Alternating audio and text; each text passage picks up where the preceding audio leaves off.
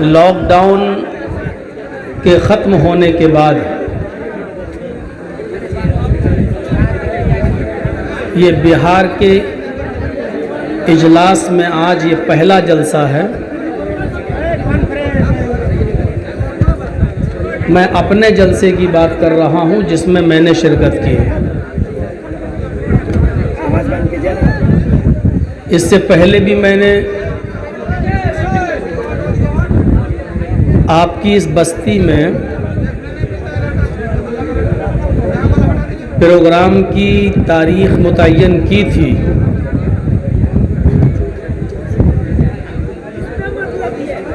और कई जलसों में उस वक्त मुझे शिरकत करना थी, लेकिन बीच में ही घर से मेरे फ़ोन आया और मेरे वालिद मोहतरम की तबीयत काफ़ी ख़राब हो गई थी, तो उनको लेके मुझे लखनऊ या दिल्ली के हॉस्पिटल में जाना था। तो बीच में 3-4 प्रोग्राम को मैं छोड़कर चला गया था, उसमें आपका प्रोग्राम भी शामिल था। जलसा कमेटी की इसमें कोई गलती नहीं थी, उन्होंने प्रोग्राम लिया था, प्रोग्राम मैंने दिया था, लेकिन मैं अपनी मजबूरी की वजह से और अपने वालिद साहब को दिखाने के लिए बीच के कई प्रोग्राम छोड़कर मैं चला गया था। और जाहिर बात है कि प्रोग्राम तो होते रहते हैं, लेकिन दुनिया में अजीम नियामत माँ बाप की नियामत होती है, और जिनके पास उनके माँ बाप मौजूद हैं उनको उनकी कदर करनी चाहिए। अरे क्या कर रहे हो तुम लोग जी?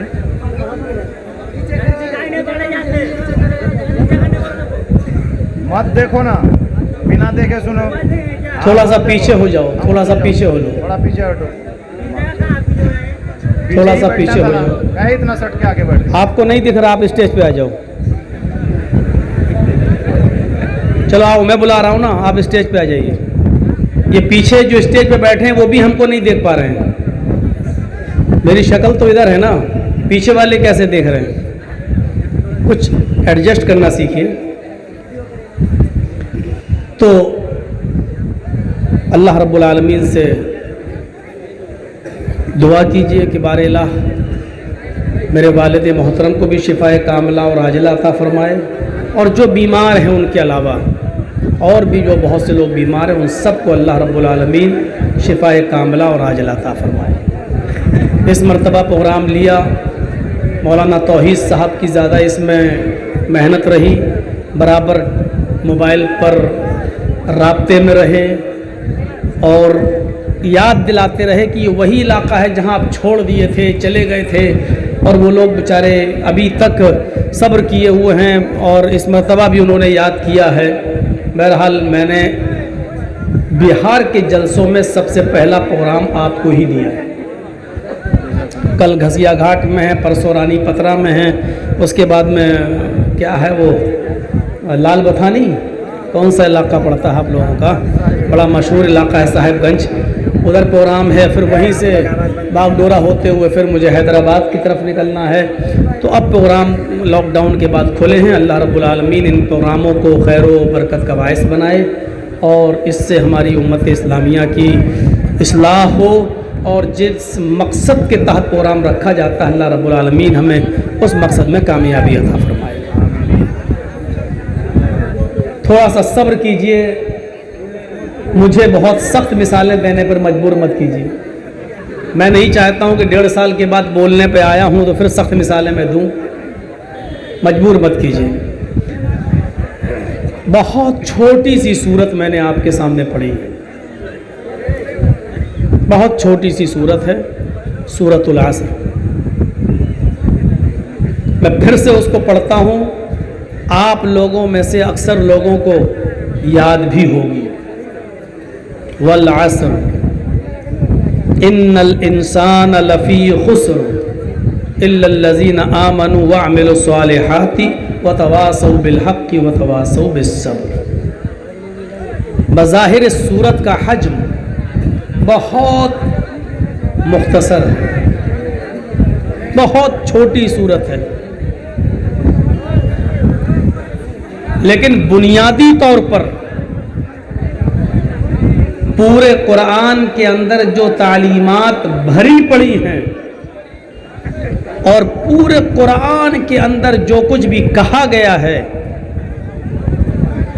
उसका एसेंस, उसका खुलासा इस सूरत के अंदर अल्लाह तबारक व तआला ने इजमालन पेश कर दिया है।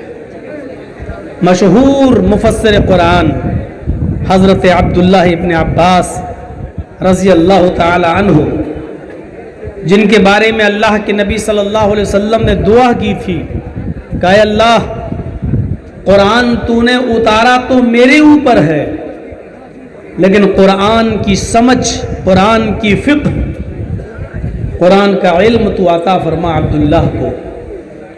और नबी अकरम सल्लल्लाहु अलैहि वसल्लम की इस दुआ का नतीजा ये निकला कि कुरान के सबसे बड़े मुफस्सिर बनकर चमके हज़रत अब्दुल्लाह इब्न अब्बास रज़ी अल्लाह ताला।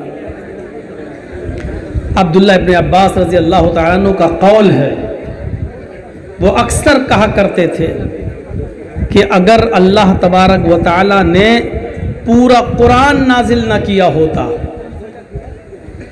पूरा कुरान न उतारा होता, 30 पारे नाजिल नहीं किए होते, 114 सूरतों को नाजिल नहीं किया होता, सिर्फ यही एक सूरत अगर अल्लाह तबारक व तआला ने उतार दी होती, बस वल अस्र इन्नल इंसान लफ़ी खुस्र इल्ला लज़ीना आमनु व अमिलुस सालिहात व तवासौ बिल हक़्क़ि व तवासौ बिस सब्र, यही एक सूरत अगर उतार दी होती तो यही एक सूरत इंसान की पूरी जिंदगी के अमल करने के लिए काफी होती। ये अब्दुल्ला इब्न अब्बास का कौल है।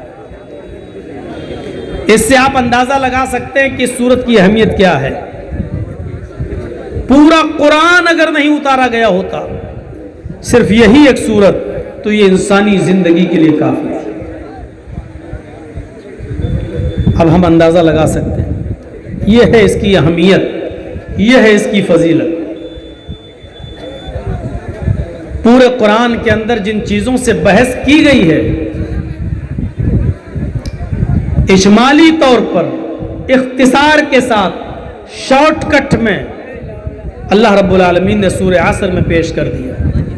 पूरे कुरान का निचोड़ सूरह असर के अंदर मौजूद है। यूं कह दिया जाए कि बहुत बड़े और फैले हुए समंदर को एक कूजे के अंदर बंद कर दिया गया है, तो गलत नहीं होगा।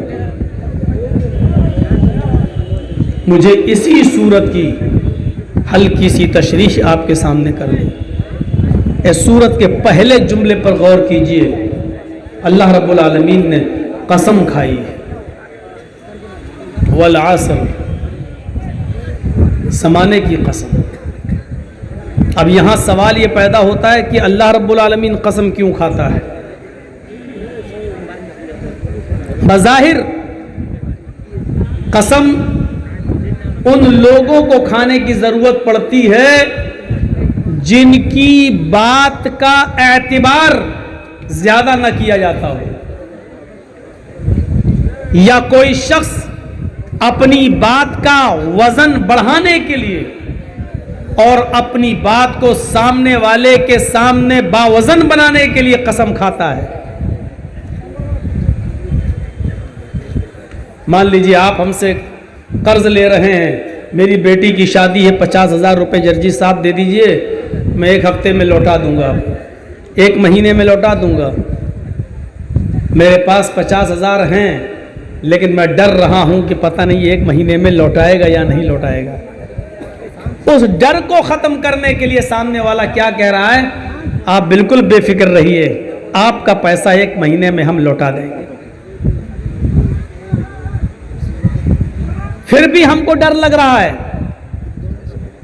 साहब 50,000 की रकम कोई मामूली रकम नहीं होती है। हम 50,000 रुपए तुम्हें दे तो रहे हैं, लेकिन पता नहीं तुम दोगे या नहीं दोगे। तो फिर वो अपनी बात को बावजन बनाने के लिए और मुझे एतबार दिलाने के लिए भरोसे में लेता है और क्या कहता है, अल्लाह की कसम मैं 1 महीने में आपका पैसा जरूर लौटा दूंगा। जब एक शख्स के ऊपर मुझे यकीन नहीं है तो फिर वो यकीन दिलाने के लिए कसम खा रहा है, या यूं कह लीजिए मैं उसको झूठा समझ रहा हूं, पता नहीं देगा या नहीं देगा, तो वो अपने आप को सच्चा साबित करने के लिए कसम खाता है कि अल्लाह की कसम मैं आपको जरूर लौटा दूंगा। लेकिन अल्लाह को कसम खाने की जरूरत क्यों पड़ती है? लंबी बहस है, उस तरफ जाएंगे तो रात गुजरेगी। बस इतना इशारा कर देता हूं